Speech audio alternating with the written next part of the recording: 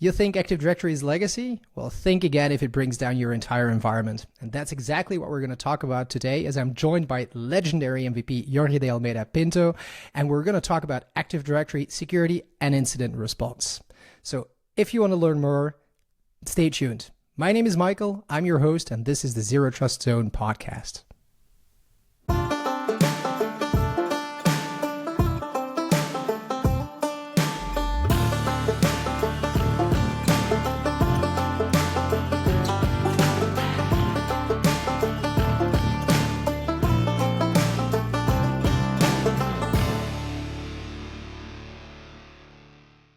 So today, as I mentioned, I'm joined by Jorge. Jorge, hello, how are you? Hi, Michael. I'm doing fine, thank you. Thank you for having me on your show. Good to be here. So glad that you've joined.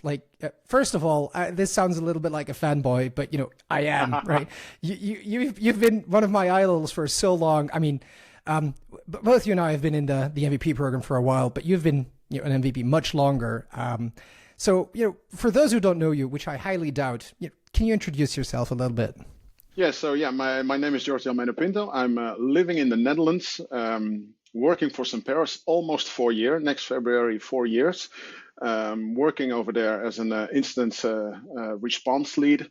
What do? We provide all kinds of services from a Paris perspective, and one of those services is providing a disaster recovery planning and exercise, but also helping customers during IR to get back up and running as soon as possible. So that's what I do every single day. Yeah, so it looks like you are the person to talk to, but that obviously I know. And for those who don't know, this is a little bit of a history that I'm going to share, but it's not just incident response that kind of triggered me to talk to Jorge, because the idea came up while I was at the Hybrid Identity Protection Conference in Charleston. But obviously the thing that made you famous is one of your scripts, the KRB TGT rollover script, I would say. Yeah, true. So, I mean, people that don't know, that has helped me so many times. It's been a lifesaver. But again, we're going to talk about that pretty sure in just a couple of moments. So, given your experience and given the team that you've assembled at Semperis, right, the fact that you focus on AD security and everything around AD, here's a question that's burning for lots of people. Why does AD still matter? Why does it still matter to you? Well, to me, it matters because I've been working with it since, I think, the 2000s, and I like the technology, always liked the technology, very intrigued by it. Why does it still matter? Well, I think it has to do, while companies have also been using it for many, many years. Also, looking at the move to the cloud, many are not willing to give the keys of the kingdom to whoever manages that cloud, whether it's Azure, whether it's AWS, whether it's Google. Now they want to have their on-prem identity system in their own hands, but also manage it. Yeah, and it still matters. So it needs to be secured as best as possible with all the means that are available. And people should pay quite a lot of attention to it. Yeah, absolutely. And from my perspective, I feel like the heydays of Active Directory are over. And what I mean is not so much as a product, because it's still used in lots of environments. I think you can testify to that. It's just that the knowledge of Active Directory, which kind of went up a certain moment, is really going down as people focus into the cloud. Are you seeing the same thing? Yes, it's. I think you and I know when I'm going to say it's call it the new Fortran. The programming language that many people knew. And Active Directory is the same story. Many people know about it. And then as time goes by, less and less people know about it, because every young person that is going to do something in IT is very, very likely going to do something with the cloud. Again, being at Azure, AWS, Google, whatever. It's the cloud because it's shiny and it's new technology. Because think again, you've already mentioned Active Directory. It is quite old. It is an old technology. It works quite well, but it's an old technology. Oh yeah, no, absolutely. My talk at the HIP conference was a quarter century. It's 26 years old now. Yeah. That's ancient in terms of IT. So, I mean, it makes us feel old. No, not at all. Yes, I guess it does. It does. Hey, so, You've lots of experience. So you've seen the entire evolution of Active Directory. You've seen the rise of the cloud, the hybrid deployments, the move to or the push to cloud that's happening today. When you take a look at your typical engagements, what are some of the common mistakes, errors, and threats and vulnerabilities that you kind of see happening in Active Directory that lead to a compromise thereof? Well, I think one of the reasons, and again, it comes back to the fact that it is an old technology. Some companies are using AD from when it was born in the 1999s or maybe a few years later. So it's quite old. And I think one of the things, and I'm talking now about the reasons, is one of the things what happens is while going along in, let's say, 26 years, a lot of things happen or have happened in that AD. Things that happened many years ago because they were a good idea doesn't mean it's a good idea now. So they have to clean stuff up. They have to get rid of stuff. In addition, also, it's maybe a knowledge gap because more and more people are leaving the technology, going to do something else. Because when you look at things, sometimes when we find things, it's so crazy the things that we find. And one of the common things that it's over permissioning. It's crazy what you see. Certificate templates. I don't know why, but I think when I think about it or talk to my colleagues, every single time certificate templates, either way, it pops up as being an issue, being configured in an incorrect way. So I'm now talking about a configuration, but also being permissioned incorrectly. So being too broad or too wide, etc. So it's crazy the things that you see, and sometimes. And I don't mean to hurt anyone, but sometimes I get the feeling, where have you been all this time? Because when you see as some things, you just don't understand why you see those things. So we understand misconfigurations, but also very specific things like, why in the world would you even do this? And those are sometimes the craziest things. I'm going to give you an example. Why in the world would someone give authenticated users full control at the schema level? Why in the world? I've seen it. And that's one of the examples. And I'm like, I cannot think of one reason, but it was there. Surely there has to be some vendor out there that put out a document that says, please do this because then it just works, or whatever it does, right? Kind of like, give us domain admin permissions because then my application will work. Surely someone has had to write it down somewhere, right? Those are the things that that sometimes we see, and it's like, oh wow, where have you been? So you make an excellent point. It kind of triggered the idea about talking about the certificates, because I do have an episode coming up with Jake where I'm going to talk about PKI stuff. My colleague. Oh yeah, I can't get around. Guy. Yeah, he is. He's amazing. Well, and I was just about to say, like, I can't get around Semperis these days because 3 out of 5 episodes that I have in my head are like, I need to talk to Semperis, need to talk to Semperis, need to talk to Semperis. Anyway, so this is by no means an endorsement or whatsoever, but it just is the fact that you have a great team together. Yes, it is. But and it's a wonderful team. So first of all, but as you mentioned, right, his script, like Locksmith.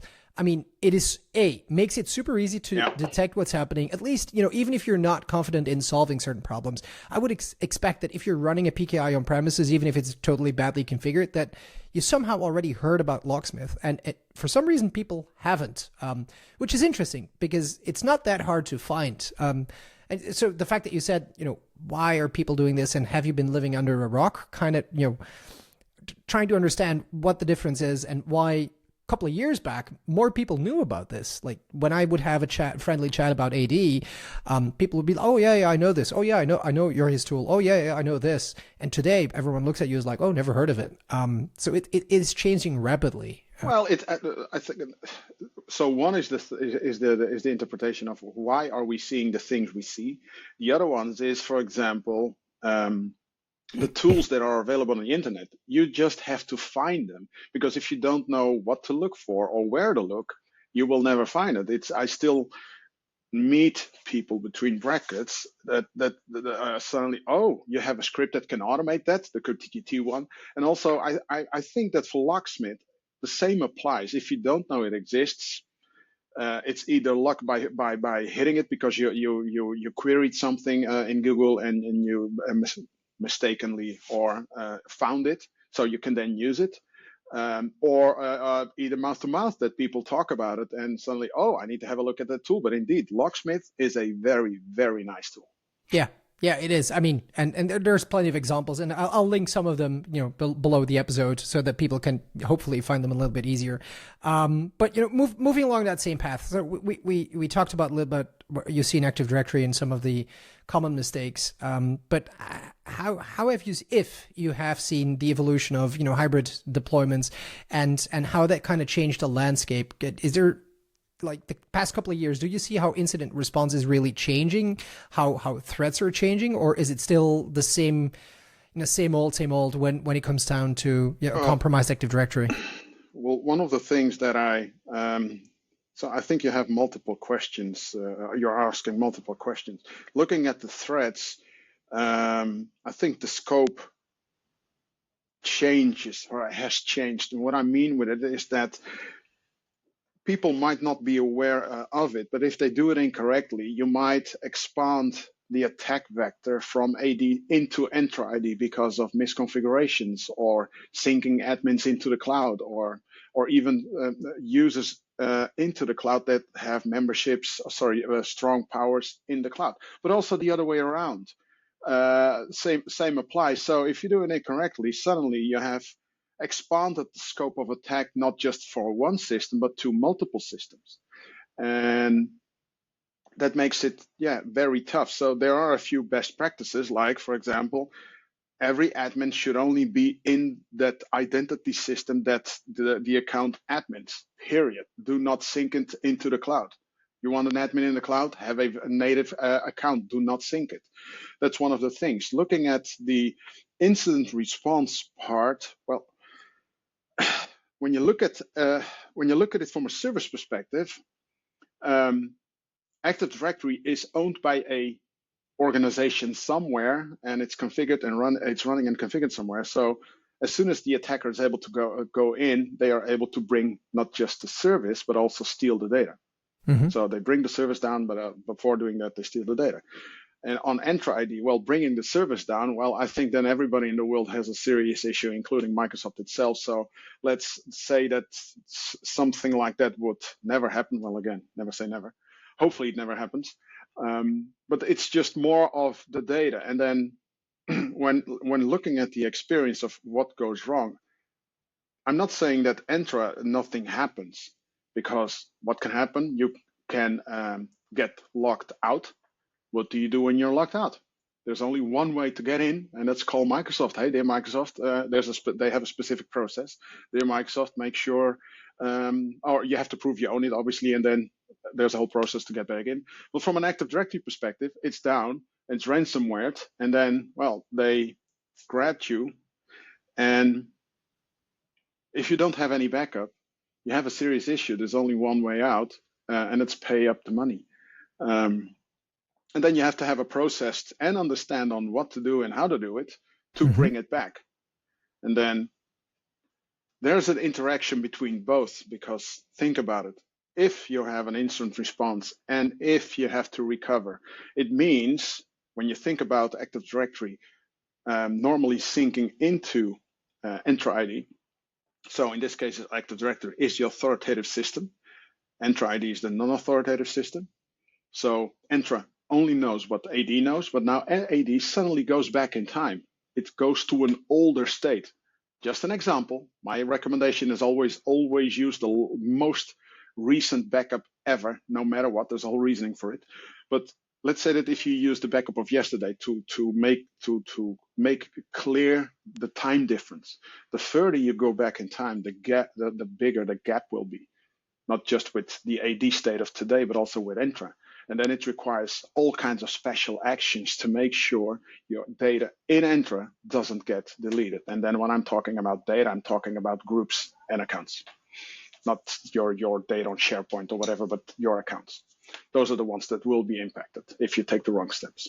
I mean, and that's the element about hybrid deployments, right? There's so many, interconnectivities, and you just mentioned like on-prem being the source, the the recently announced source of authority Yeah, probably will change. it will. I think it will change. I agree. Yeah, I mean, it might change how we do recovery or how we do incident response, or at least it'll give us more options. But try and do certain things at scale, right? There's so many things to consider, which I've never, and this is my personal experience, but maybe you as well. There's not has been a single incident where I can say, oh, this I've seen this before. Every incident is like has its own flavor. There's like, oh, that's different in this environment. Oh, yes, the principles remain the same, but every engagement is really different, Well, isn't it? when talking about instant response, many many people are probably thinking in, okay, it's a response to an incident caused by an attack or a compromise. That's not necessarily true, because even today, it's still possible that people make mistakes bringing the environment down. But also, IT resources just breaking. It also happens. Again, or they have been attacked. So when you're talking about instant response, there are still many reasons why Active Directory can go down or is completely broken. It still happens. Obviously, the most common is an attack and ransomware, because unfortunately that is the fact of life these days, and you have to be prepared for it. You really have to be prepared for it, because if you're not, you are in so deep trouble. So preparedness is definitely a topic that we're still going to touch, but since we've been talking about incident response, like for the listeners that are not as familiar with the topic, could you maybe share a little bit the process, the different steps at a higher level that you typically go through? You get the call like, hey, we have a problem. What happens then? So what happens is, so when you look at an incident response, we have basically categorized 3 scenarios, and every single incident, and in this case I'm talking about Active Directory, and every single incident falls in one of those categories. The first one is, for example, Active Directory has been or is attacked, but it's still running. So that's one of those, the high-level scenarios. The second scenario, the second high-level scenario, always originates from the first. So the first one is it's being attacked, it's compromised, and you fix it, everything is fine, and you continue and move on as if nothing happened. That is for the scenario. That is for the thought of, okay, I've been able to fix it, I've been able to secure it. But if for whatever reason, while trying to secure it, or because you get other information, but again, AD is still up and running, then you can move into the second scenario, because you suddenly think it is pointless trying to secure this environment. Then you move into the second scenario, meaning, and by the way, we always grab a backup. The very first thing we do is grab a backup, because we do not want to rely on whatever the customer has, because we don't know. We don't know how it's been configured, and because there's so many reasons that it can still go wrong if the environment goes down. So we always grab a backup. And then to move into the second scenario is to always immediately perform a recovery. And then you have the production AD, and you have the isolated AD, the one in the isolated network. And then you have basically the 2 same ADs running in parallel. If we move to that one of the things we do is talk to the customer and ask the customer, change freeze. Nothing changes anymore in Active Directory. No creations, deletions, movals, nothing. There's one thing to take into account that just changes because of time, and that's passwords. Computers change their password every 30 days. GMSAs change their password every 30 days. And users may be forced to change their password. So we need to take actions to prevent those things happening. We perform the recovery, and then at the end of the day, or at the end of the action, is basically shutting down the compromised, or the call it the vulnerable Active Directory, and then replacing it with the one that came from isolation, and then re-promote additional domain controllers. So that's the second scenario. The third scenario is Active Directory has been attacked and it's down. You have to recover from something. So you need to have a backup. And then from there, we always, in that scenario, we always restore in isolation. Why is the isolated network so important? Because we want to do the work together with the customer or a partner or whoever to do the work without interference from anyone, especially the bad guys, because they might still be on the network, and sometimes they still are. So you need to have the isolation, restore it, secure everything as best as possible, and then put it back to production. So everyone thinking, I need to be up and running as quickly as possible. That is true, but not just the recovery. After recovery, if the cause is an attack, always, always make sure to, after the recovery, secure it as best as possible. How and what do you secure? Run, for example, tools like Purple Night and Forest Druid, and to understand what is wrong. But there's also default actions that you can take depending on the tooling, because it does depend on the recovery tooling. But things that, let's say that if you recover AD using Windows Server Backup, it's just a simple example. Then you have to go through the whole recovery step that Microsoft has online, like resetting all kinds of passwords. If you use, for example, a solution from Semperis, ADFR, it all does everything, quite a lot of things automatically. So you can skip those. But one of the things that you can still, that we always do by default afterwards is, for example, all admin accounts, strip permissions, reset passwords, disable or even delete, create new ones. Another default action, all legacy security groups, think about backup operators, account operators, server operators, all that old stuff that we call legacy, strip everything. If there's anything in there, we always have to discuss with the customer, hey, I see this account here. Is this a service account? If it's a service account, and what is the application doing? Do you know, can we remove it? If we can remove it, that's obviously preferred. If we cannot remove it, then we have to come up with some way of securing it as best as possible. To be able to, again, the goal is go back to production as fast as possible, but in a secure way. We need to find the balance of, at least that's how I look at it, the balance between good security and going back as soon as possible, and then take care of the rest later. What can be done later? You don't have to do everything immediately at the same time because it's impossible. Sometimes the whole task list is just huge. I agree, and I love the fact that you kind of mentioned you need to keep the balance, right? Where you want to be as up as fast as possible. You may not be in the most secure state possible, but then again, the most secure state may be the least workable. So I really love the weighing your options and trying to get where you need to be as fast as possible. I think that's really important. And in my view, it's always an interaction with the customer, because I know quite a lot about the technology, but the customer knows quite a lot about their environment. At least they should. So together, best of both worlds, we should be able to make the correct decisions. Yeah.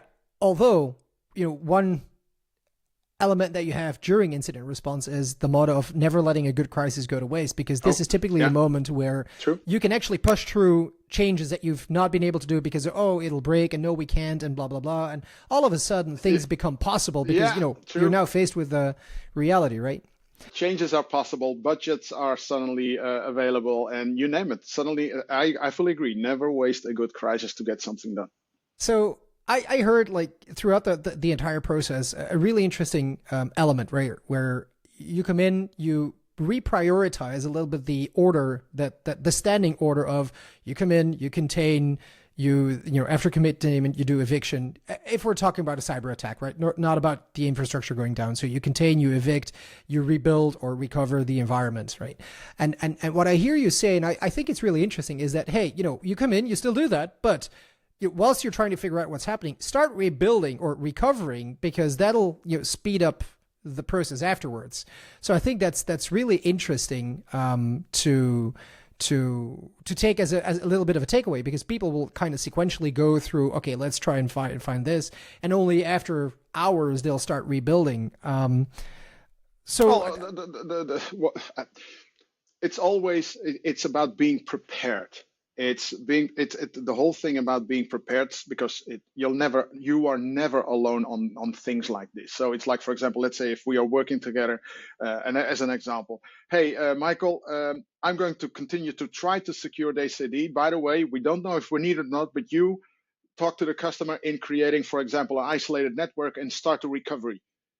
We will never know if we need it or not, but there might be a moment where you suddenly realize we need it. then you are already a step ahead, working in parallel. So you've mentioned it a couple of times, directly and indirectly related to the products also that Sempris has. But it looks like you favor recovery a lot more over rebuilding. So the brownfield versus greenfield approach. Yes. So what's your thoughts and why? Okay. In the end, when something bad happens, and in this case, obviously the focus is probably an attack, it's all about trust. Do you trust your Active Directory or not? There are, let's say that not just us, but anyone that has the knowledge, we can go really, really far on on recovering Active Directory, obviously, but also secured. Can we give guarantees? Nobody can give you guarantees. Let's be honest, nobody. But we can secure it as best as possible, but taking all kinds of actions, whether it will hurt or not, or maybe even hurt quite a lot, we don't know. There are many actions that can be taken. Now, and there's the other option, rebuilding. Rebuilding means get your DVD or ISO, next finish, and start from scratch. New users, new servers, new groups, new users, service accounts, whatever. And then think about it. And this is a teaser for anyone listening, is people then, because you are focusing on rebuilding AD, why are you not rebuilding all your other servers? And because if you're going to rebuild, then rebuild everything. Because what is the point of rebuilding if the other bad stuff is still around? Agreed. So I'm like, okay, you should be rebuilding everything. If you don't trust it, rebuild everything. But when you rebuild everything, obviously it depends on the company size, on whatever that, not necessarily on just the company size, it depends on also what the company does, is how much time do you actually have to rebuild everything to the state it actually was before the attack? How much time do you have? I'm guessing this will be a huge amount of work, which will take weeks, if not many, many, many months. So going back to your question, rebuild or recover, I would always choose recover. Why? The recovery is going after the recovery, secure it as best as possible, put it back to production. Why? The company or the organization or company, whatever, needs to continue doing whatever they do best, selling products, providing services, whatever. I don't care. They need to continue to do whatever they do best. Afterwards, you move, so you do all the high critical stuff in securing whatever needs to be secured, and then you do all the after work in providing additional security. And then you can have the discussion, do I trust this or not? If, for example, let's say that if a customer says, no, I do not trust this AD, fine, then make the decision in migrating away to something new. That is the correct moment, because using the attack to come up with a complete new environment, my thought is this is the wrong moment and it's the wrong decision in the wrong moment. This is not for now, it's for later. If you don't trust it, get back to production as soon as possible in the most secure way you can think of, and then migrate away if you want to. Because it's going to, even a migration afterwards, we know everybody that has done migrations, that's going to be weeks or months. So rebuilding, it's probably even worse, because do you even know how it was set up? Well, chances are no. Like if it's 20 years old, it's a legacy that you carry around, and that's the thing, right? Lots of misconfigurations or legacy stuff, or God forbid, all of the legacy protocols still being active, is because people don't turn it off because they're like, well, I didn't set it up, I don't know what's running, I don't have the time or the resources. Another challenge, but it just makes it super hard to get to that point, and starting from a new again brings benefits. But it's not an easy job. And if there's one thing I hate more than incident response, and I like it, but it's not fun, right? It's you don't do that because yay. It's migrating from AD to AD. Like I've done so many AD migrations. If I can say people, if you can avoid this, please do. It's same with tenant to tenant migrations. Like no one likes to do them in the first place. So the impact is huge. There are so many things you have to think of at the same time. I'm not saying that recovery is an easy task. But I think for the situation that whatever company is in, it is the best option to recover and continue and then make decisions at a later stage as they see fit. Absolutely agree. So I'm going to throw you another curveball, right? Oh. Throughout that makes it fun, right? Yeah, roll up the sleeves. So, throughout your experiences that you've had through Semperis, like what would be a telltale moment, an incident, a situation that you went through and you said, this was likely one of the most difficult, hardest incidents I've been involved with, whether it's a cyber incident or just, another one, and without calling names, obviously. No, obviously I'm not going to name names to never do it. It's never a good idea to do so. So I've got 3 scenarios. I'm not saying it's the hardest, but it's like, oh, wow. Was one company, they called us and they were ransomware, including their backups. Why? And this is a recommendation, by the way. The recommendation is to whatever backup solution you choose or have, make sure that the solution is Active Directory aware, meaning it knows how to back up and recover. That's the aware part. But it should never, ever be integrated into the Active Directory that it's backing up. So this company was using a solution, not ours, but they were using a solution. I'm not going to name that solution either. But the solution was integrated with Active Directory. Guess what happened? The attackers attacked AD, brought it down. The next one was the backups. They were also down. Everything was encrypted, etc. So there was one thing left because everything was burned to the ground. Pay up. Pay the ransom. They paid the ransom. They got a decryption key. So you might have seen those banners probably on Google where you see ransomware notes, and then you might see things like, we guarantee that you are able to recover if you pay and receive the decryption key. Come on, you're talking with an attacker. What do you mean guarantee? Those guys for sure will guarantee that stuff is encrypted. That is for sure guaranteed. But what about the decryption part? Because they probably tested like crazy to encrypt it, but did they also test it to decrypt it correctly? Does it even work? Mm-hmm. In this case, for them it worked, but the domain controllers that were encrypted, they were so in a bad shape. They were unstable. You couldn't do anything anymore with those machines. They were running on one leg, but just 3 toes or something. It was miserable. So I was like, okay, I'm going to, let's say, extract all AD components and from there revive AD. I revived AD, gave it back to the customer. They were quite happy. That's one of them. The other one is a customer that also called me and they said, hey, George, we have an issue with our Active Directory. Yeah, what is it? So the domain controller has a corrupt database. Oh, okay, that's bad. Well, I'm like, who cares? Demote it or throw it away and put in a new one. No. All of them. Oh, I'm like, okay, that is crazy. All of the domain controllers had a corrupt database.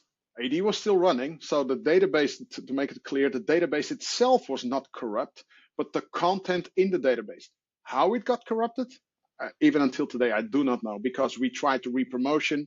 It broke. Almost at the end, it stopped, the repromotion, so it was not able to replicate the data. So I'm like, okay, so this corruption, data corruption, it ended up on all the domain controllers, but how the heck did it go there? Because it couldn't be through replication, because I tried promotion and it broke. I'm like, okay, the reason left is every domain controller was targeted somehow. This one was an OU with computer accounts, and what was broken, I don't know. So what I did was tell the customer, we need to perform a forced recovery. And they had to go back in time 2 months, because whatever they were backing up was also corrupt databases. So they had to go back 2 months in time. That was the moment they found a backup that was not encrypted anymore. Oh, sorry, not corrupt, that did not have a corrupt database. That's the one that we restored. And then you have a gap of 2 months. Then I helped the customer in saying, okay, I'm going to write code to get the delta between 2 ADs. Those obviously were not sitting alongside, because one was in production, the other one was in an isolated network. And then I basically said, okay, this is the moment that we got the backup. let's get every new object from this date and forward, and on also all the changes. And I was only focusing on group memberships because the change, I don't care about the attributes, not important. But also passwords. So basically I extracted, and GPOs by the way, and I extracted everything from the production AD, including passwords, everything, well, not the passwords, but the hashes, and then imported everything into the isolated Active Directory. And then when everything was done and ready, shut down the production one, move the isolated one to the production network, bring it back up, done. Everything worked magically. That's number 2. Number 3 is painful. That's painful. It was not for us, but unfortunately for the customer. This is what happened. The customer was had a forest with 2 domains: root domain, child domain. They were ransomware. Only the forest root. Only the forest root was ransomware, not the child domain. And this is the part that I do not know, but we heard it. The customer thought that the forest root domain was not important. So they did not have backups of the forest root domain. They only had backups of the child domain. And we were like, you are in trouble, dude.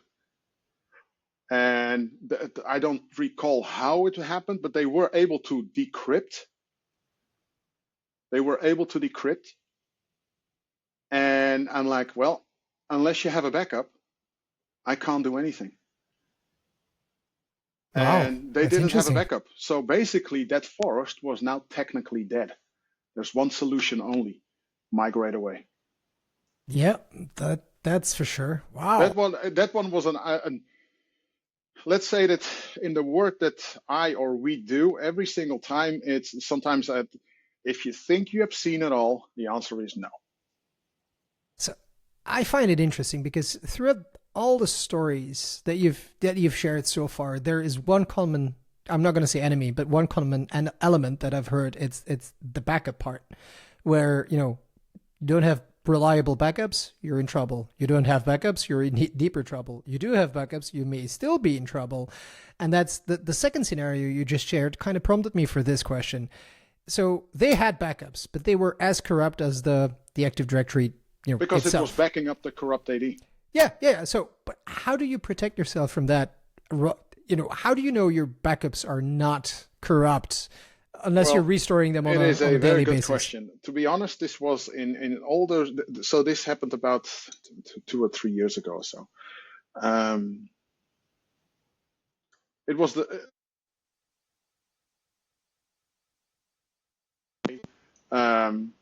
experienced this, and I was like, wow. In 20 years' time, it was the very first time. Probably if you call a Microsoft person, they will tell you another experience, because obviously Microsoft sees a lot more. This was like, wow. But to answer your question is, how do you know? Well, let's talk about RTO, RPO, recovery time objective, and the recovery point objective. Let's start with the RTO, recovery time objective. Many people think, the recovery time objective is the time that it takes to recover AD. No. That's not true. The recovery time objective is the time that it takes from the outage, from the moment that you are out, to the moment that you're back up and running again. And that means that you have to take into account all the actions in between those. Creating the isolated network, deploying new machines, the recovery, securing it, and everything that I forgot to mention because there's more. All the stuff that you need to do to go back. That's the recovery time objective. The recovery point objective, my recommendation is and will always be, no matter what has happened, always choose, and now there comes a keyword, always choose the most recent healthy backup. Healthy. What is healthy? Well, obviously the database needs to be in a healthy state. The data needs to be in a healthy state, because the further, let's say that everything is healthy, the further you go back in time, the bigger the delta will be, the bigger the headache will be with all the changes and all the relationship with all kinds of other objects, servers, applications, workstations, whatever, but also Entra ID. It's going to hurt the further you go back in time. So always use, no matter what, the most recent one. But using the most recent one in this case didn't work. Why? Because that backup was also corrupt. Well, not the backup, the The data. database, and not even the database, but the content within the database. So you had to find a backup that did not have a database with corrupt content. So what is the recovery point objective is, the recovery point objective, RPO, is how much time are you able or accepted to go back in time? So how do you know, let's say that if somebody says, yeah, our acceptable RPO is 1 week. How do you know you can use the backup of, let's say, 1 week old? You have to you have to perform recoveries of the backups. I'm not telling you to do a full recovery. No, just to test the individual backup. Are you able to recover a domain controller? Does it come up and running? Does it work? I've seen it happen where also people, where they needed to do a forced recovery, it failed because they never had tested it. This was the moment they found out it didn't work. That is the painful moment to find out things don't work. Test, test, test. Because you might be saving money or time of not doing it, but it will grab you twice as hard when you actually have to use it. Yeah. So, I mean, I'm just going to do it anyway, right? This is, again, I'm not making any, or I'm not getting paid or anything of the sorts for Semperis, but I mean, this is exactly, I think it's a point really, really important. The fact that backups, I mean, yeah, you can find the documentation by Microsoft on how to do everything yourself manually. But the point is we're understaffed in IT and especially in cybersecurity as it is. We don't have the time, typically not the knowledge to go through everything. And if your RPO is, let's say, 2 weeks, ideally you should test your backups every 2 weeks, as you just mentioned, because you have to make sure that the latest backup you took that corresponds to your RPO is, are you able to meet that RPO and just test it? Yes. Pick random backups and recover one just to see if it works. So how do you automate that? How do you make sure that this is a process that is doable? It is. I think for quite a lot of, so taking backups is obviously automated. Performing the actual recovery when you as a person initiate it, it's also automated. But automating the whole process from beginning to end, because think about it. Well, an isolated network, sure, you need to be able to, not be able to. You can think of, okay, I need to have one, but then you have to have machines. And then you recover onto those machines. Okay, now you're done. Those machines need to be redeployed and then perform the recovery again. So that is a task that I think it's not easy to accomplish. I'm not going to say it's impossible, but it's not easy.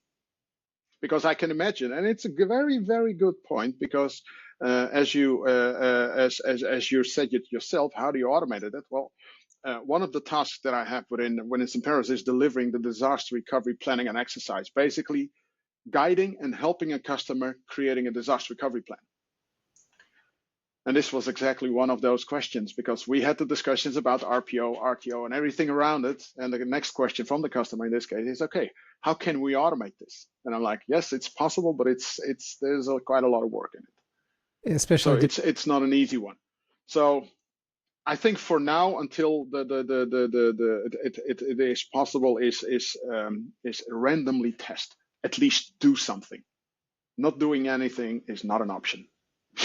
I love how almost every episode so far is taking these old school recommendations and reiterating them. Like we've had the, oh, you need to do MFA because XYZ. Here we are, you need to take backups and you have to test them. I mean, these are recommendations that existed for 25 plus years, and we're still calling out the same things time after time. Nothing has changed. Not much has changed. People are, and you know this, people have behaviors, and the toughest thing to change is behavior. Absolutely. You need to have the time, you need to have the ability, or you even need to want it, because again, there's so many factors. There's one quote that I typically use. I don't know whom it is from, but there's rarely good technological solutions to correct bad human behavior. And that's just a given. So I was going to appease a little bit to the the cloud native folks, but this is going to be an AD episode. I'm really happy about this, so I'm going to ask you maybe one more question geared towards Active Directory. How do you see not AD as a product, maybe a little bit, but how do you see AD security and incident response evolve over the next couple of years? Obviously, cloud's still there and it's going to be important, but do you see something change, or is it just going to be the same thing and we're going to have the same conversation in 5 years from now? I think probably we're going to still have the same conversation, because one of the thoughts that I have, and obviously I'm not sure if it's true or not, but it's a feeling that I have, and I think one of the things one of the things that I just mentioned is behavior. People have the behavior of running AD, and sometimes I get the feeling that people are running Entra the exact same way. So I think fast forward 10 years, we're going to have the same discussions, but then it's going to be about Entra. Because why is this, or why is that, or why is that? It's like Entra is, in my view, it is a system with huge, huge capabilities. You can do the craziest things in Entra because it's the cloud. At the same time, I also consider it to be a risk. Why? The complexity that is behind it. It is crazy. You and I know that an attacker only needs to have one chance to grab you. You don't have one chance. You have to take it all to make sure you're not vulnerable or attacked. So it's about the opportunity. So I think automation is, even today, I'm already calling out to customers or anyone else, automate everything as much as possible, because in the end, it's about speed. It's more about than that. It's not making mistakes. It's not about reading and, now I need to do this, but also maintaining stuff. Because the more documentation you have, the more problematic it will be to maintain it. Because sometimes you may need to create a specific scenario just to get that stupid screenshot, because somebody thought of changing the screenshot. Code is easier to change. So I prefer to automate it using either code or whatever. Anything that automates a specific task to do something in a serious short time. So automation is a key thing, and because the attackers are also using automation, AI, it's going to be very, very well. It's even today they're already using it. So we have to counter back and also use it one way or the other. And it's an uneven battle because, as you said, we have to get it right all the time as blue teamers, not just once. And all the time. We're at a disadvantage. But you couldn't have made the better segue into the very last element I want to touch, because you said automation. So automation pops to mind scripts. Scripts pops to mind your script, KERP-TGT, the rolling of the passwords. Last time we spoke, you said, "Hey, I'm working on something." So, yes. That is, I think, a testament to the effort that it requires, but also what beautiful things you can do. So you want to share maybe a little bit more to close with the episode today? Yeah, sure. Thank you for bringing it up. So the last version that is out there is 3.4. 3.5 I never released, and I have been working for quite a long time on 3.6. So the last one was, I think, released in, if I'm not mistaken, 2023, so about 2 years or so ago. And the next one is going to be released next week somewhere, because I've been testing it like crazy. And one of the things that I've added into the script is automation. So one of the things that I've been doing all kinds of tests there to see what breaks, if it breaks. Obviously, at the beginning, all kinds of stuff broke, but I've tested it and fixed it, and everything is working. So these are the things that I did. A few tests. I scheduled, for example, a scheduled task on a domain controller to run my script every hour. And then based on the maximum KERP-TGT lifetime, to reset the password or not, because it has quite a lot of protections to detect, no, it's not time yet to reset. Remember, the default is 10 hours. I was running my script every hour. So every hour it would decide, am I going to reset it or not? No. So, and then it continued. And then, for example, after 10 hours, it would reset. That is a scenario that people can use. For sure, obviously, test first. The other one is a so-called password reset routine, where you can, for example, say, you need to enable that routine specifically. And I also tested it like crazy. to make sure that it doesn't break. Added all kinds of conditions to prevent hurting an environment, because you never want to reset the cryptGT password twice in a very short moment, because then you basically invalidate all your crypt tickets. So this is a scenario where people can say something like, let's reset the password the first time every 3 months, and then the second time 1 week after the first time. So let's say October 1st, reset the password the first time, a week later, the second time, and then repeat again 3 months later, and then 1 week later. So you can do it. So the automation is a key part. I also wanted to stress test it. And this may be a talk for some other day, but I also want to stress test my script, and I wanted to see how far I could go, because I was inspired by a customer having a gazillion read-only domain controllers. So I provisioned in my Active Directory more than 32,000 read-only domain controllers. Holy Christ. I had one writable, and I provisioned 32,000+ domain controllers, read-only domain controllers. Because when you think about it, the writable ones have their own cryptGT, but every individual RODC has its own. So I wanted to have a gazillion accounts. You might ask yourself, okay, but wasn't 1,000 enough? Sure it was, but I already had that environment to test something else. So yeah, you're not laughing. I'm also laughing because it's a crazy story, I know. It is. So I was using that environment to do something else, and I remembered, oh, wait a second, I have that environment. So, and obviously it's my test environment, so crappy hardware, performance, whatever. So it took quite a lot of time, and it was going through it. And I was just, and then what happened? The virtual machine was underpowered in terms of resources, and it was eating so many resources. It had already reset about 30,000 cryptGT accounts. It had around 2,500 to go. And then the PowerShell window crashed. Because it was out of resources. And I'm like, oh, come on. So this was not the script, but it was the basically DVM that killed itself. So, but next week I'm going to initiate it again, and then because I just want to see it work. And I know it works because I was continuously, well, not continuously, from time to time I was checking to see how it was going, and it was exactly all the scenarios that I was testing. It was doing exactly what I wanted to. It needs to do the work, but also it needs to have the protection in place to not screw up somebody's environment, because it's too important. Wonderful. So, I mean, I look forward to that for sure, because I know that I'm going to talk to my customers and be like, use this, right? So you can't forget anymore, because they always do. So with that, I think, thank you so much. Really appreciate this. We could go on for hours. Oh yeah. That's for sure. And I think, we're going to have some more conversations in the future. So, Jorge, thanks for joining. Really appreciate it. Thank you, Michael. I will add in the notes tools, scripts, tips, everything that we discussed so that people can easily find it. And, I will see you next time. Thanks, everyone. Thank you. Thank you, Michael. Cheers. Bye-bye, everyone. Bye.